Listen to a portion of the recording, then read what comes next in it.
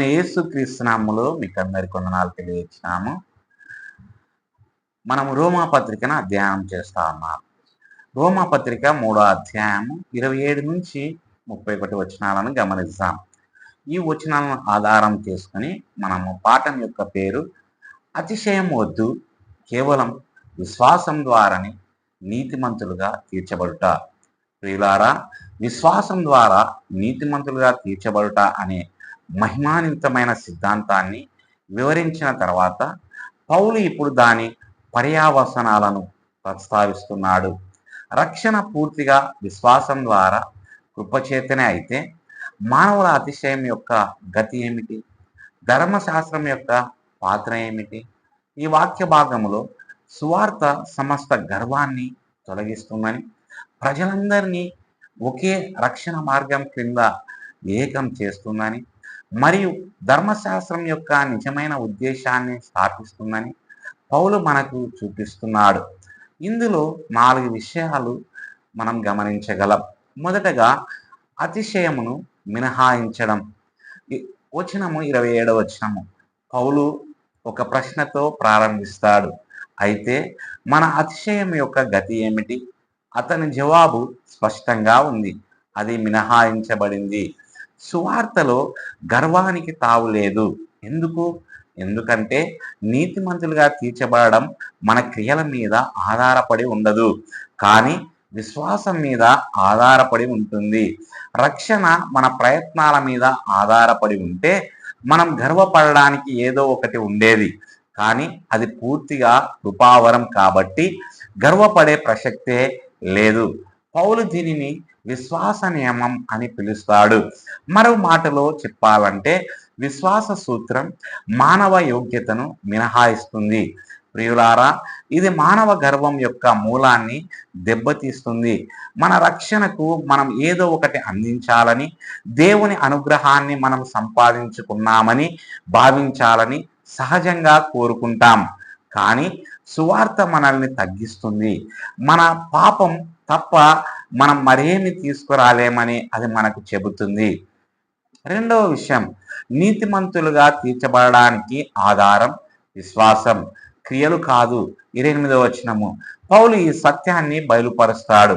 ధర్మశాస్త్ర క్రియలు లేకుండా విశ్వాసం ద్వారానే ఒకడు నీతిమంతుడుగా తీర్చబడతాడని మేము నమ్ముతున్నాము. కేవలం విశ్వాసం ద్వారానే నీతిమంతులుగా తీర్చబడతామనే విషయాన్ని స్పష్టంగా చెప్పే ప్రకటనలో ఇది ఒకటి. దేవుని ముందు మన న్యాయమైన స్థానం మనం చేసే పనుల మీద ఆధారపడి ఉండదు, కానీ క్రీస్తు చేసిన పనుల మీద ఆధారపడి ఉంటుంది. క్రియలు మనల్ని నీతిమంతులుగా తీర్చలేవు, ఎందుకంటే అవి దేవుని పరిపూర్ణ ప్రమాణాన్ని ఎప్పటికీ అందుకోలేవు. క్రీస్తు మీద విశ్వాసం మాత్రమే నీతిని తీసుకురాగలదు, ఎందుకంటే అది ఆయన పరిపూర్ణ నీతి మీద ఆధారపడి ఉంటుంది. ప్రియులారా, అదే సువార్త యొక్క సారాంశం. మనం విశ్వాసానికి ఏదైనా జోడిస్తే కృపను బలహీనపరుస్తాము. రక్షణ అంటే క్రీస్తు మరియు మన క్రియలు కాదు, అది కేవలం క్రీస్తు మాత్రమే. మూడో విషయము, దేవుని రక్షణ మార్గం యొక్క ఏకత్వం. 29 నుంచి 30 వచనాలు పౌలు ఇప్పుడు మరొక ప్రశ్న అడుగుతున్నాడు. దేవుడు యూదులకు మాత్రమే దేవుడా? ఆయన అన్యజనులకు కూడా దేవుడు కాడా? జవాబు స్పష్టంగా ఉంది. దేవుడు ఒక్కడే మరియు ఆయన ప్రజలందరికీ దేవుడు. కాబట్టి ఆయన యూదులను మరియు అన్యజనులను ఒకే విధంగా విశ్వాసం ద్వారా నీతిమంతులుగా తీరుస్తాడు. ఇది దేవుని వద్దకు వెళ్ళడానికి అనేక మార్గాలు ఉన్నాయనే ఆలోచనను నాశనం చేస్తుంది. యూదులకు ఒక మార్గము, అన్యజనులకు మరొక మార్గము లేదు. అందరికీ ఒకే మార్గం ఉంది, యేసుక్రీస్తుపై విశ్వాసం. ప్రియులారా, ఇది మానవాళికి ఒకే సువార్త క్రింద ఏకం చేస్తుంది. నేపథ్యం, సంస్కృతి లేదా మత చరిత్రతో సంబంధం లేకుండా అందరూ ఒకే విధంగా దేవుని వద్దకు రావాలి. 4వ విషయం, ధర్మశాస్త్ర స్థాపన. 31వ వచనం చివరగా పౌలు ఒక సంభావ్య అపార్థాన్ని ప్రస్తావిస్తున్నాడు. అయితే ఈ విశ్వాసం ద్వారా మనం ధర్మశాస్త్రాన్ని పడగొడతామా? అతని జవాబు నిశ్చయమైనది, ఎంత మాత్రము కాదు. దానికి విరుద్ధంగా మనం ధర్మశాస్త్రాన్ని నిలబెడతాం. విశ్వాసం ధర్మశాస్త్రాన్ని రద్దు చేయదు, అది దానిని స్థాపిస్తుంది. ఎలా? ఎందుకంటే ధర్మశాస్త్రం యొక్క నిజమైన ఉద్దేశం సువార్తలో నెరవేర్చబడింది. ధర్మశాస్త్రం మన పాపాన్ని బయలుపరిచి మనలను క్రీస్తు వైపు నడిపిస్తుంది. మరియు విశ్వాసం ద్వారా మనం నీతిమంతులుగా తీర్చబడిన తర్వాత దేవునికి విధేయతతో జీవించడానికి మనకు శక్తి లభిస్తుంది.